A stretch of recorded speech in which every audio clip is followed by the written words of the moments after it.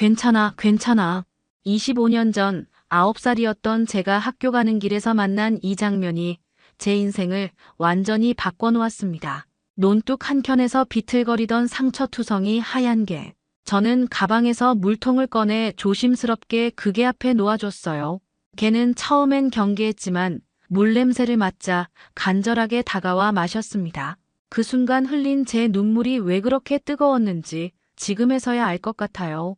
하지만 이 이야기에는 여러분이 상상하지 못할 충격적인 진실이 숨어 있습니다. 그 개가 어디서 왔는지, 왜 그런 상처를 입었는지, 그리고 이 만남이 어떻게 한 가족 전체를 변화시켰는지 말이죠.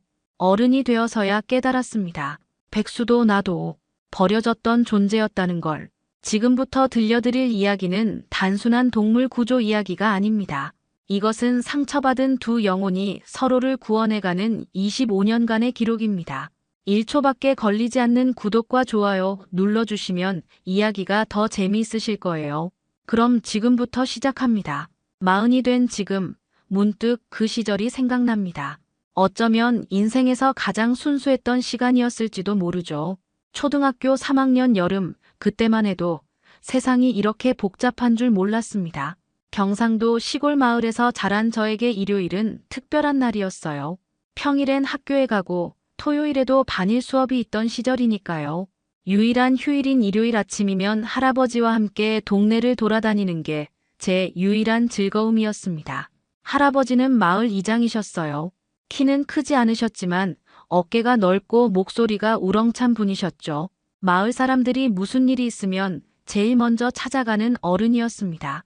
그래서 일요일에도 여기저기 둘러볼 곳이 많으셨어요. 마을 회관 점검도 하시고 새로 짓는 다리 공사 현장도 보러 다니시곤 했습니다. 9살 도영이에게는 그런 할아버지를 따라다니는 것만으로도 신이 났어요. 어른들의 세계를 엿볼 수 있는 기회였거든요.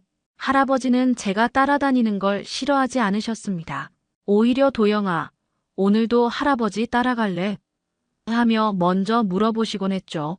그날도 마찬가지였습니다. 아침 일찍 할아버지가 저를 깨우셨어요. 도영아, 오늘 할아버지 일 보러 가는데 같이 갈래? 물론 저는 좋다고 대답했죠. 어머니가 싸주신 도시락과 물통을 챙기고 할아버지와 함께 집을 나섰습니다. 마을 끝쪽에 있는 폐허가 된 창고 근처에 도착했을 때였어요. 할아버지는 잠깐 여기서 기다려라 하시며 어디론가 가셨습니다. 저는 혼자 남겨져서 심심했죠. 그때 창고 뒤편에서 웅성거리는 소리가 들려왔어요. 호기심이 많던 아이였던 저는 몰래 소리가 나는 쪽으로 다가갔습니다. 창고 벽 틈으로 살짝 들여다보니까 어른들이 둥글게 모여 앉아 있더라고요. 가운데에는 지금 생각해도 가슴이 아프지만 두 마리의 진돗개가 서로를 물어뜯고 있었습니다. 그게 제가 처음 본 개싸움, 투견이었어요.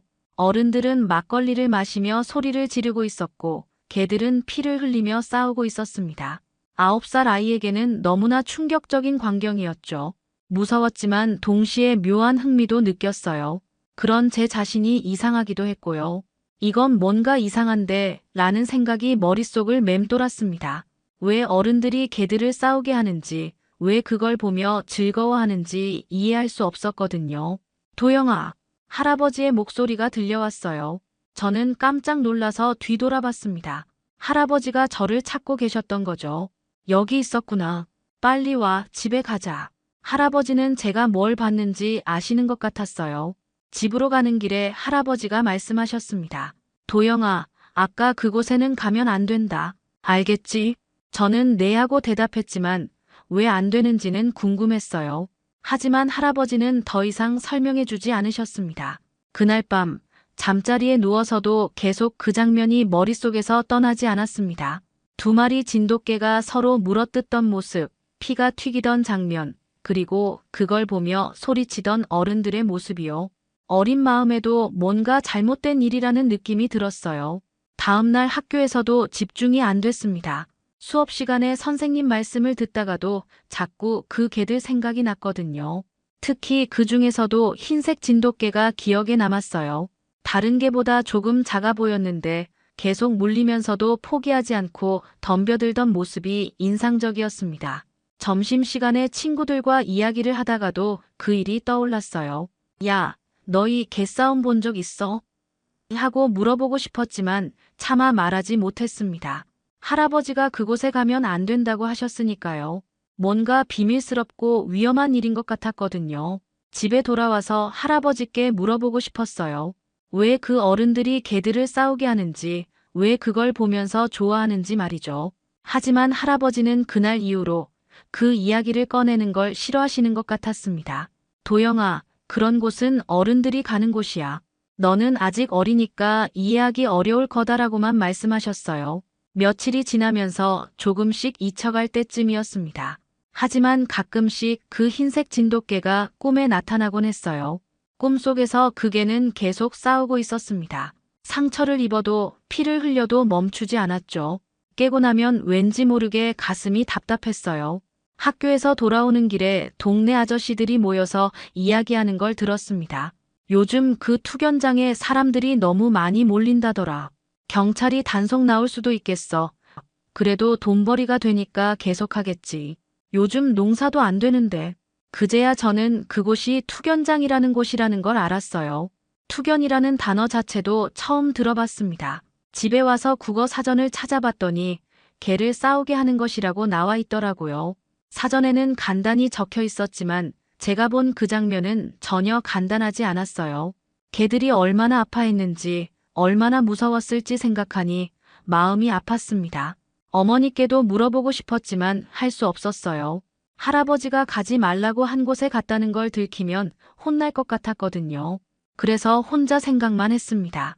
왜 어른들은 개들을 괴롭히면서 재미있어 하는 걸까? 왜 돈을 걸고 내기를 하는 걸까? 그날 밤에도 잠이 오지 않았어요. 창문 밖으로 들리는 개 짖는 소리가 평소보다 더 슬프게 들렸습니다. 혹시 어디선가 또 개싸움이 벌어지고 있는 건 아닐까 하는 생각이 들었거든요. 이불을 뒤집어 쓰고 누워 있으면서 내가 어른이 되면 절대 그런 일은 하지 않겠다고 다짐했습니다. 며칠 후 할아버지와 함께 시장에 갔을 때였어요. 한 아저씨가 할아버지에게 다가와서 작은 목소리로 이야기했습니다. 이장님, 이번 주말에 큰 판이 벌어진다던데요. 할아버지는 저를 의식하시며 그런 이야기는 나중에 하자고 말씀하셨어요. 저는 그들이 투견 이야기를 하고 있다는 걸 직감적으로 알 수 있었습니다. 그로부터 일주일쯤 지난 어느 화요일 아침이었습니다. 평소처럼 학교에 가기 위해 집을 나섰는데 논뚝길을 걸어가다가 이상한 걸 발견했어요. 저 멀리 논 가장자리에서 뭔가 하얀 것이 움직이고 있었거든요. 처음에는 비닐봉지나 쓰레기인 줄 알았습니다. 바람에 날려서 움직이는 것 같았거든요. 하지만 가까이 다가가 보니 그게 살아있는 동물이라는 걸 알 수 있었어요. 흰색 털을 가진 개였습니다. 그런데 그냥 개가 아니었어요. 비틀비틀거리면서 제대로 서지도 못하고 있었거든요. 목과 다리 부분에 상처가 나 있고 털은 피와 흙으로 범벅이 되어 있었습니다. 몸 전체가 떨리고 있었고 숨을 헐떡이며 힘들어하고 있었어요. 순간 머릿속에 번개가 친 것 같았습니다. 이게 어디서 본 것 같은데. 그래요. 바로 일주일 전에 투견장에서 봤던 그 흰색 진돗개였어요. 작은 체구에도 불구하고 끝까지 포기하지 않고 싸우던 그게 말입니다. 이제야 그때 왜 그렇게 기억에 남았는지 알 것 같았어요. 개는 제가 다가가는 걸 보고 으르렁거렸습니다. 하지만 정말 약하게요. 경계하고 있지만 도망갈 힘도 없는 상태였어요. 눈빛만 봐도 얼마나 무서워하고 있는지 알 수 있었습니다. 사람을 봤을 때 느끼는 두려움이 그 눈에 가득했거든요. 저는 조심스럽게 더 가까이 다가갔어요. 괜찮아, 괜찮아. 작은 목소리로 중얼거리면서요. 걔는 여전히 경계하고 있었지만 움직일 수가 없었나 봅니다. 가까이서 보니 상처가 생각보다 심각했어요. 귀 한쪽이 찢어져 있었고 앞다리에도 깊은 상처가 나 있었습니다. 무엇보다 탈진한 상태였어요. 아마 며칠 동안 제대로 먹지도 마시지도 못한 것 같았습니다. 논둑 옆에 고인 물이 있었는데 개는 그 물을 마시고 싶어 하면서도 제대로 다가가지 못하고 있었거든요. 그 순간 가슴이 너무 아팠습니다. 이게 바로 투견의 결과구나 싶었어요. 어른들이 재미로 돈을 위해 벌인 싸움의 희생자가 바로 이 개였던 거죠. 이제야 할아버지가 왜 그곳에 가지 말라고 하셨는지 이해할 수 있었어요. 걔는 저를 보면서도 계속 경계하고 있었어요. 아마 사람들에게 많이 상처받았나 봅니다. 특히 투견을 시키던 사람들에게 말이죠. 하지만 동시에 도움이 필요하다는 것도 알고 있는 것 같았어요. 눈빛에서 애절함이 느껴졌거든요. 저는 가방에서 물통을 꺼냈습니다. 그리고 조심스럽게 걔 앞에 놓아줬어요. 걔는 처음에는 물통을 경계했지만 물 냄새를 맡자 조금씩 다가왔습니다. 목이 얼마나 말랐는지 물을 정말 간절하게 마셨어요. 물을 마시는 모습을 보니까 더욱 안타까웠습니다. 이게가 얼마나 고통스러웠을지, 얼마나 무서웠을지 생각하니 눈물이 났어요. 9살 아이에게는 너무나 충격적인 현실이었습니다. 학교에 가야 할 시간이었지만 이게를 그냥 두고 갈 수가 없었어요. 이대로 놔두면 죽을 수도 있을 것 같았거든요. 저는 학교를 늦는 한이 있더라도 먼저 할아버지와 아버지에게 이 상황을 알려야겠다고 생각했습니다. 저는 급하게 집으로 뛰어갔습니다. 다행히 할아버지가 마당에서 무언가 정리하고 계셨어요. 할아버지. 숨을 헐떡이며 다가가서 상황을 설명드렸죠. 논둑에서 상처 입은 개를 발견했다고 투견장에서 봤던 그 흰색 진돗개 같다고 말씀드렸습니다. 할아버지 표정이 순간 굳어졌어요. 도영아, 투견하던 개는 사나워서 위험하다. 함부로 다가가면 안 돼 하지만 저는 포기할 수 없었습니다. 할아버지, 그 개는 정말 아파해요. 물도 제대로 못 마시고 있어요. 이대로 두면 죽을 것 같아요. 마침 아버지도 집에 계셨습니다. 할아버지가 아버지를 부르셨고 저는 다시 한번 상황을 설명했어요. 아버지의 반응은 더욱 차가웠습니다.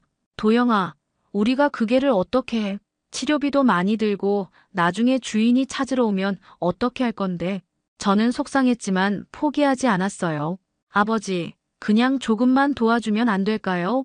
치료비는 제 용돈으로 낼게요. 물론 초등학생 용돈으로는 턱없이 부족하다는 걸 알고 있었지만 그때는 정말 간절했거든요. 아버지가 고개를 저으셨습니다. 그게 그렇게 쉬운 일이 아니야. 더군다나 투견하던 개라면 성격도 사나울 테고. 할아버지도 같은 의견이셨어요. 도영아, 마음은 이해하지만 너무 위험해. 우리가 감당할 수 있는 일이 아니야. 그때 어머니가 나오셨어요. 저희의 대화를 듣고 계시던 어머니가 조심스럽게 물어보셨습니다. 얼마나 심하게 다쳤는데? 저는 어머니께 자세히 설명드렸어요. 귀가 찢어진 것, 다리의 상처, 탈진한 상태까지 모든 걸 말씀드렸죠. 어머니 표정이 점점 안타까워지는 게 보였어요. 그렇게 심하게 다쳤다면 어머니는 잠깐 생각하시더니 아버지를 보셨습니다. 여보, 일단 한 번만 보러 가볼까요? 정말 위급한 상황이라면. 아버지가 난감한 표정을 지으셨어요. 말수가 우리가 그 개를 데려와서 뭘 어떻게 하겠다는 거야? 동물병원비만 해도 얼마나 나올지. 하지만 어머니는 포기하지 않으셨습니다. 임시로라도 도와줄 수는 있잖아요. 그냥 죽게 내버려 둘 수는 없죠. 결국 온 가족이 함께 그곳으로 가기로 했습니다. 할아버지와 아버지는 여전히 걱정스러워 하셨지만 어머니와 제가 계속 설득한 결과였어요.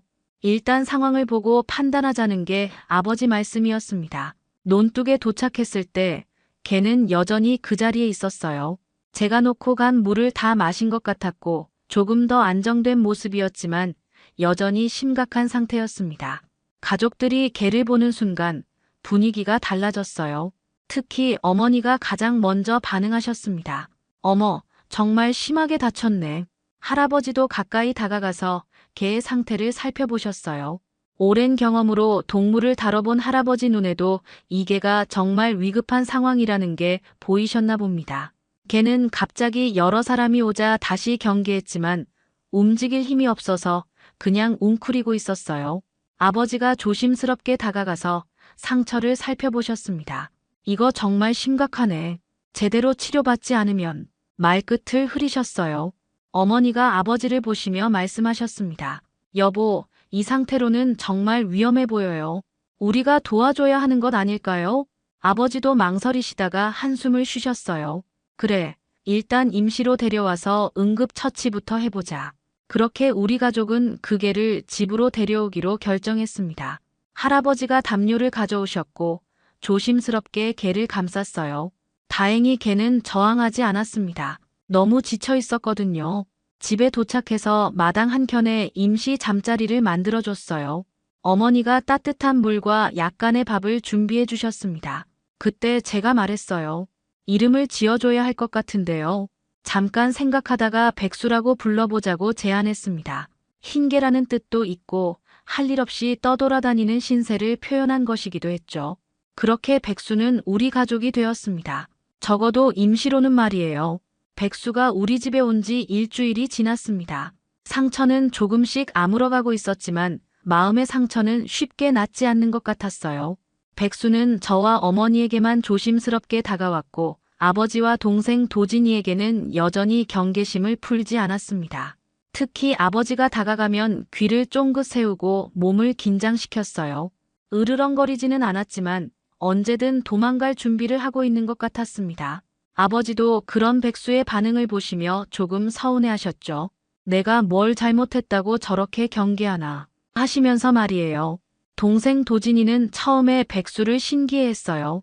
하지만 백수가 자기를 보면 슬금슬금 피하는 걸 보고는 상처받은 것 같았습니다. 형, 백수가 왜 나만 싫어해? 하고 물어보곤 했죠. 저는 아직 적응 중이야. 조금만 기다려봐라고 답했지만 사실 저도 확신이 서지 않았어요. 어머니는 백수를 정말 세심하게 돌봐주셨습니다. 하루에 3번씩 상처 부위를 소독해 주시고 소화가 잘 되는 음식을 따로 준비해 주셨어요. 백수도 어머니만큼은 완전히 신뢰하는 것 같았습니다. 어머니가 다가가면 꼬리를 살짝 흔들기도 했거든요. 저에게는 가장 애정을 보여줬어요. 제가 학교에서 돌아오면 마당 끝에서 조용히 기다리고 있다가 저를 보면 눈을 반짝이며 다가왔습니다. 하지만 여전히 조심스러웠어요. 갑작스럽게 손을 뻗으면 움찔하곤 했죠. 사람의 손길이 무서웠던 기억이 아직 남아있었나 봅니다. 며칠 후부터는 마을 사람들의 시선이 부담스러워지기 시작했어요. 동네 아주머니들이 빨래를 널면서 수군거리는 소리가 들렸습니다. 저 집에서 투견하던 개를 키운다더라. 위험하지 않을까? 아이들한테 해를 끼치면 어떻게 하려고 그래? 마을 이장인 할아버지께도 사람들이 찾아와서 이야기를 했나 봅니다. 어느 날 저녁 할아버지가 심각한 표정으로 아버지와 대화를 나누셨어요. 재춘아, 마을 사람들이 좀 걱정하고 있어.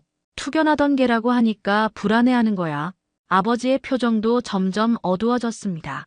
처음에는 임시로 돌봐주는 것뿐이라고 생각하셨는데 생각보다 상황이 복잡해지고 있었거든요. 치료비도 만만치 않았고 마을 사람들의 시선도 부담스러우셨던 것 같아요. 그런 아버지의 마음을 백수도 느꼈는지 아버지 앞에서는 더욱 조심스럽게 행동했어요. 마치 자신이 환영받지 못하고 있다는 걸 알고 있는 것 같았습니다. 그런 백수를 보면서 제 마음도 무거워졌죠. 학교에서도 친구들이 물어보기 시작했어요. 도영아, 너희 집에서 투견하던 개 키운다며?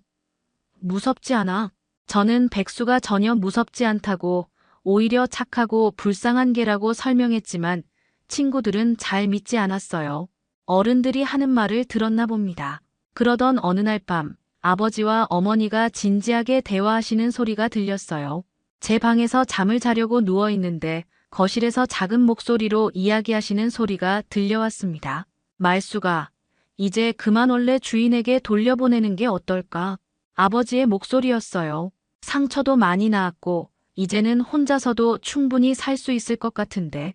어머니는 잠깐 침묵하시더니 대답하셨습니다. 그 사람들이 백수를 잘 돌봐줄까요? 다시 투견을 시키는 건 아닐까요? 그렇다고 우리가 계속 키울 수는 없잖아. 마을 사람들도 좋지 않게 보고 있고 도진이도 아직 백수를 무서워하고 있어. 아버지 말씀이 틀린 건 아니었어요. 하지만 제가 듣기에는 너무 가슴 아픈 이야기였습니다. 다음 날 아침 아버지가 저를 부르셨어요. 도영아, 아버지랑 이야기 좀 하자. 무슨 이야기인지 대충 짐작이 갔지만 듣고 싶지 않았어요. 하지만 피할 수는 없었죠. 도영아, 백수 말인데. 아버지가 조심스럽게 말문을 여셨습니다. 이제 상처도 많이 나았으니까 원래 주인에게 돌려보내는 게 어떨까? 우리가 계속 키우기에는 여러 가지로 어려운 점이 많아. 예상했던 말이었지만 실제로 들으니 가슴이 무너지는 것 같았어요. 아버지, 백수는 이제 우리 가족이에요. 저한테는 정말 소중한 친구라고요. 저는 간절히 말씀드렸습니다. 하지만 아버지 표정은 단호했어요. 가족의 현실적인 문제들을 고려하지 않을 수 없었던 것 같습니다. 그날 밤 백수와 함께 마당에 앉아 있으면서 생각했어요. 정말 백수를 보내야 하는 걸까? 이제 막 우리에게 마음을 열기 시작했는데 다시 돌려보내는 게 맞는 걸까? 백수는 제 옆에서 조용히 누워 있었지만 왠지 불안해하는 것 같았습니다. 그 다음 날은 토요일이었습니다. 평소 같으면 친구들과 놀러 나갔을 텐데 마음이 너무 무거워서 집에만 있었어요. 백수도 제 기분을 아는지 평소보다 더 조용했습니다. 마당 한켠에 누워서 저를 바라보고 있었죠. 점심을 먹고 있는데 할아버지가 오셨어요. 도영아, 할아버지랑 같이 산책할까? 할아버지는 제가 요즘 기분이 좋지 않다는 걸 눈치채고 계셨나 봅니다. 저는 백수를 걱정스럽게 돌아보며 따라 나섰어요. 동네 뒷산으로 올라가는 길에서 할아버지가 말씀하셨습니다. 도영아, 요즘 백수 때문에 고민이 많지? 저는 고개를 끄덕였어요. 할아버지, 백수를 정말 보내야 하나요? 이제 막 우리 가족이 되어가고 있는데 목소리가 떨렸습니다. 할아버지는 잠깐 걸음을 멈추시고 저를 보셨어요. 도영아, 할아버지가 너한테 중요한 이야기를 해줄게. 앉아보자. 산길 옆에 있던 큰 바위에 나란히 앉았습니다. 할아버지의 표정이 평소보다 진지해 보였어요. 도영아, 너 투견이 뭔지 알고 있지? 저는 조심스럽게 대답했습니다. 개들을 싸우게 하는 거죠? 할아버지가 고개를 끄덕이셨어요. 맞아. 하지만 그게 왜 나쁜 일인지 정확히 알고 있니? 저는 잠깐 생각해 봤습니다. 나쁘다는 건 알고 있었지만 정확한 이유는 말로 설명하기 어려웠어요. 개들이 아프니까요. 할아버지가 제 어깨에 손을 올리시며 말씀하셨습니다. 도영아, 개들을 억지로 싸우게 해서 도박하는 건 동물을 괴롭히는 일이야. 개들은 원래 싸우고 싶어서 싸우는 게 아니거든. 사람들이 돈을 벌기 위해서 억지로 그렇게 만드는 거지. 할아버지 목소리에는 안타까움이 담겨 있었어요. 그 개들은 어릴 때부터 사람들에게 훈련받아 다른 개를 공격하도록 절대 포기하지 않도록 말이야. 그리고 이기지 못하면 버려지는 거지. 백수처럼 말이야. 할아버지 말씀을 들으니 가슴이 먹먹해졌습니다. 그제야 이해가 됐어요. 백수가 왜 그렇게 끝까지 싸웠는지, 왜 사람들을 그렇게 무서워하는지 말입니다.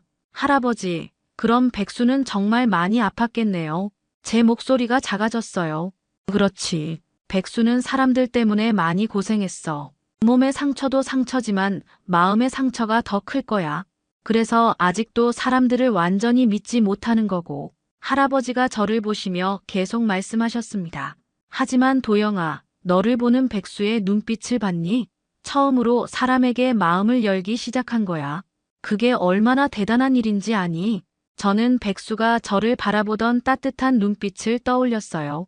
정말 처음엔 경계심 가득했는데 지금은 완전히 달랐죠. 할아버지, 그럼 백수를 원래 주인에게 보내면 안 되는 거죠? 할아버지가 한숨을 쉬셨어요.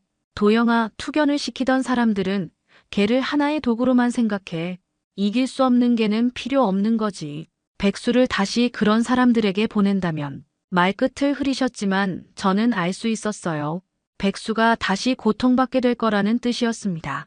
그럼 어떻게 해야 하죠? 저는 간절히 물었어요. 할아버지가 제 머리를 쓰다듬으시며 말씀하셨습니다. 도영아, 생명을 구한다는 건 쉬운 일이 아니야. 책임이 따르는 거지. 하지만 너처럼 백수의 아픔을 이해하고 진심으로 도와주려는 마음이 있다면 잠깐 멈추시더니 미소를 지으셨어요. 할아버지가 너희 아버지랑 한 번 더 이야기해 볼게. 백수가 얼마나 착한 개인지, 얼마나 도움이 필요한지 말이야. 제 마음에 희망이 생겼어요. 할아버지가 도와주신다면 아버지도 마음을 바꾸실지도 모르니까요. 집으로 돌아가는 길에 할아버지가 다시 말씀하셨습니다. 도영아, 기억해라. 백수는 사람들 때문에 상처받은 거야. 그런 백수에게 다시 사랑을 가르쳐주는 건 정말 중요한 일이지. 그게 바로 너가 하고 있는 일이고. 그날 밤 백수와 함께 마당에 앉아 있으면서 생각했어요. 할아버지 말씀이 맞았습니다. 백수는 사람들 때문에 상처받았지만 저를 통해서 다시 사람을 믿는 법을 배우고 있었어요. 그런 백수를 지켜주는 게 제 역할이라는 생각이 들었습니다. 백수가 제 옆으로 조금 더 가까이 다가왔어요. 예전과는 달리 완전히 편안한 모습이었습니다. 그 순간 저는 확신했어요. 백수는 이제 정말 우리 가족이 되었구나 하고 말이죠. 할아버지와의 대화가 있은 지 이틀 후였습니다. 그날 저녁 할아버지가 우리 집에 오셨어요. 아버지와 어머니, 그리고 저까지 거실에 모여 앉았습니다. 동생 도진이는 방에서 숙제를 하고 있었고, 백수는 마당에서 쉬고 있었죠. 할아버지가 천천히 말문을 여셨습니다. 재추나 말수가 백수 일로 마을 사람들이 걱정하고 있다는 건 알고 있어. 하지만 할아버지가 보기에는 그게가 전혀 위험하지 않아. 오히려 사람들에게 상처받은 불쌍한 개지. 아버지가 여전히 망설이는 표정이셨어요. 아버님, 그렇다고 해도 현실적인 문제들이 있잖아요. 치료비도 그렇고 마을 사람들 시선도. 할아버지가 손을 들어 아버지 말을 멈추게 하셨습니다. 재추나, 돈 문제는 할아버지가 도와줄게. 그리고 마을 사람들한테는 할아버지가 직접 이야기할 거야. 투견이 얼마나 나쁜 일인지, 그런 피해를 입은 개를 보호하는 게 우리의 도리라는 걸 말이야. 할아버지 목소리에는 확신이 담겨 있었어요. 어머니가 조심스럽게 말씀하셨습니다. 아버님, 저도 백수를 계속 돌보고 싶어요. 이제 정말 착해졌거든요. 전혀 사납지 않아요. 할아버지가 고개를 끄덕이셨습니다. 그래, 나도 봤어. 도영이를 따르는 모습이 정말 예뻐. 그때 마당에서 백수가 짖는 소리가 들렸어요. 평소와는 다른 뭔가 반가운 듯한 소리였습니다. 저희는 모두 밖으로 나가봤죠. 그런데 놀라운 광경이 펼쳐져 있었어요. 백수가 아버지에게 천천히 다가가고 있었던 거예요. 꼬리를 살짝 흔들면서 말이죠. 아버지는 깜짝 놀라서 움직이지 못하고 계셨어요. 백수는 아버지 앞에 멈춰 서더니 정말 조심스럽게 아버지 손을 킁킁 냄새 맡기 시작했습니다. 아버지가 당황하시며 손을 빼려고 하셨지만 백수는 해치려는 게 아니었어요. 오히려 아버지의 손에 코를 대며 친근함을 표현하고 있었습니다. 저는 숨을 죽이고 지켜봤어요. 이런 모습은 처음이었거든요. 그러더니 백수가 더욱 놀라운 행동을 했어요. 아버지 발 앞에 앉더니 천천히 몸을 눕히면서 배를 드러낸 거예요. 개가 배를 보이는 건 완전한 신뢰의 표현이라고 할아버지가 말씀해 주신 적이 있었어요. 아버지도 그 의미를 아셨나 봅니다. 표정이 순간 부드러워지셨어요. 이 녀석이 하시면서 조심스럽게 백수의 머리를 쓰다듬어 주셨습니다. 백수는 꼬리를 더욱 힘차게 흔들었어요. 눈을 지그시 감으며 아버지의 손길을 즐기고 있었습니다. 여보, 저것 좀 봐요. 어머니가 감동한 목소리로 말씀하셨어요. 할아버지도 흐뭇한 표정으로 지켜보고 계셨죠. 자, 이제 백수도 마음을 열었구나. 재춘이를 가족으로 인정한 거야. 그때 방에서 나온 도진이가 상황을 보고 놀라며 다가왔어요. 백수가 아빠한테.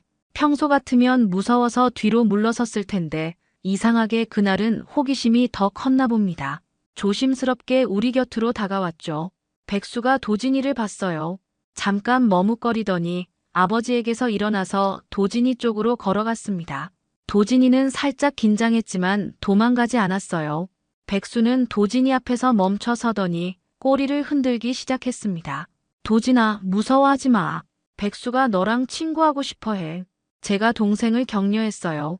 도진이가 용기를 내서 손을 내밀었습니다. 백수는 그 손을 살짝 핥아줬어요. 도진이 얼굴에 환한 웃음이 번졌습니다. 와, 백수야. 이제 우리 친구야. 도진이가 신나서 말했어요. 백수는 마치 대답하듯 한번 짧게 짖었습니다. 그러더니 도진이 주변을 뛰어다니기 시작했어요. 놀자는 신호였죠.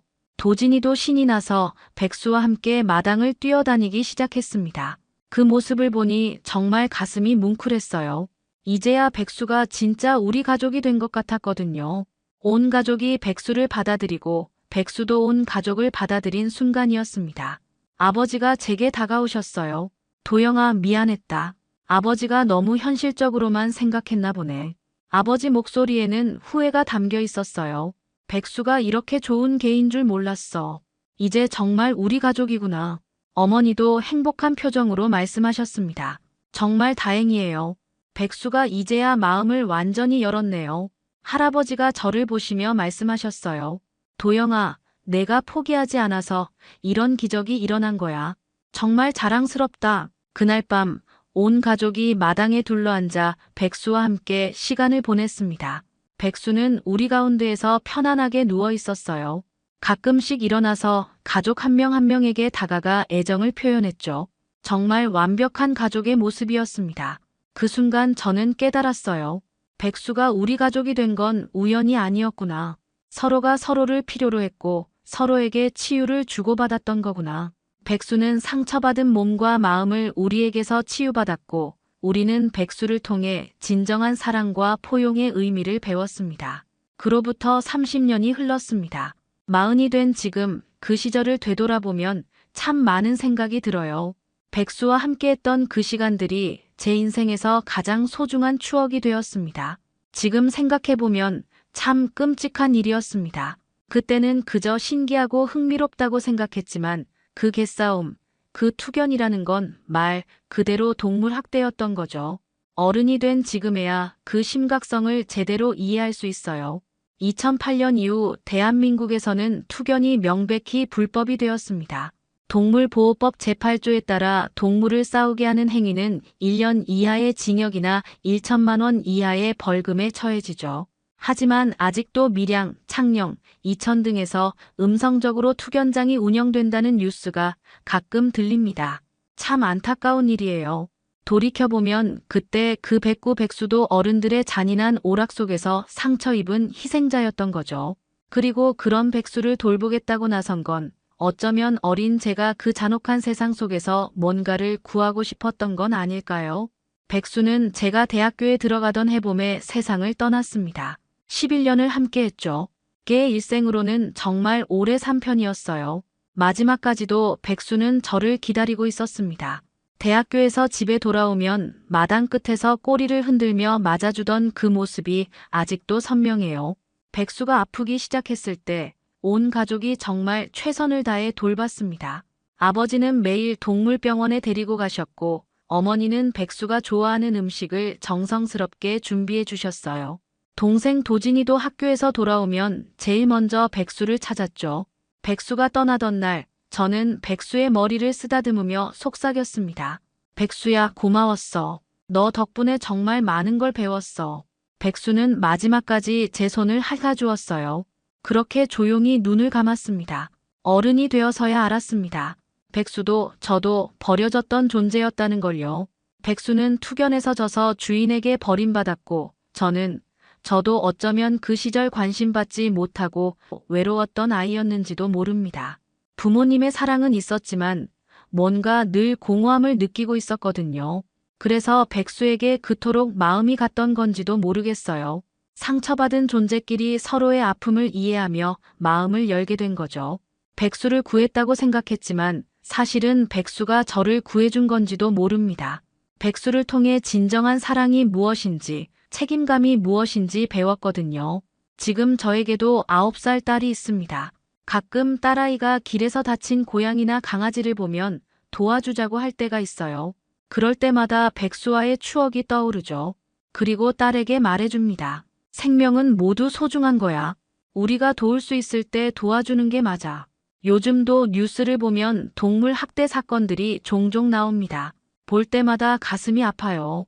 백수처럼 상처받은 동물들이 아직도 많다는 뜻이니까요. 법이 강화됐다고 해도 여전히 어둠 속에서 고통받는 생명들이 있다는 게 안타깝습니다. 백수를 통해 배운 건 싸움의 기술이 아니라 상처받은 존재에게 손 내밀 수 있는 용기였습니다. 그리고 그 용기가 결국 나 자신도 구원할 수 있다는 걸 알았어요. 사랑한다는 것, 책임진다는 것, 끝까지 포기하지 않는다는 것의 의미를 백수가 가르쳐 준 거죠. 지금도 가끔 꿈에 백수가 나타납니다. 아픈 모습이 아니라 건강하고 행복했던 모습으로요. 마당에서 도진이와 뛰어놀던 모습, 아버지 무릎에 머리를 기대고 있던 모습, 제가 학교에서 돌아올 때 반갑게 맞아주던 모습으로 말이에요. 그런 꿈에서 깨면 늘 생각합니다. 백수야, 너는 정말 행복했을까? 우리 가족이 되어서 좋았을까? 아마 그럴 거라고 믿어요. 왜냐하면 백수가 보여준 그 따뜻한 눈빛, 그 신뢰의 표현들이 거짓일 리는 없으니까요. 세상에는 아직도 많은 백수들이 있습니다. 상처받고 버려진 존재들이 도움의 손길을 기다리고 있어요. 그들에게 손을 내밀 수 있는 용기. 그게 바로 백수가 제게 남겨준 가장 큰 선물입니다. 투견은 이제 불법이 됐지만 동물을 사랑하고 보호해야 한다는 인식은 아직도 더 널리 퍼져야 한다고 생각해요. 백수 같은 아이들이 더 이상 고통받지 않는 세상, 그런 세상을 만들어가는 게 우리의 역할이 아닐까요? 마흔이 된 지금 그 시절의 9살 도영이에게 말해주고 싶습니다. 잘했다고, 포기하지 않아서 고맙다고, 그리고 백수에게도 말해주고 싶어요. 고마웠다고, 사랑한다고, 영원히 잊지 않겠다고. 오늘 이야기 어떠셨나요? 구독과 좋아요는 이미 하셨을 테니 시청자님의 의견을 댓글로 달아주세요. 항상 건강하시고 행복하세요.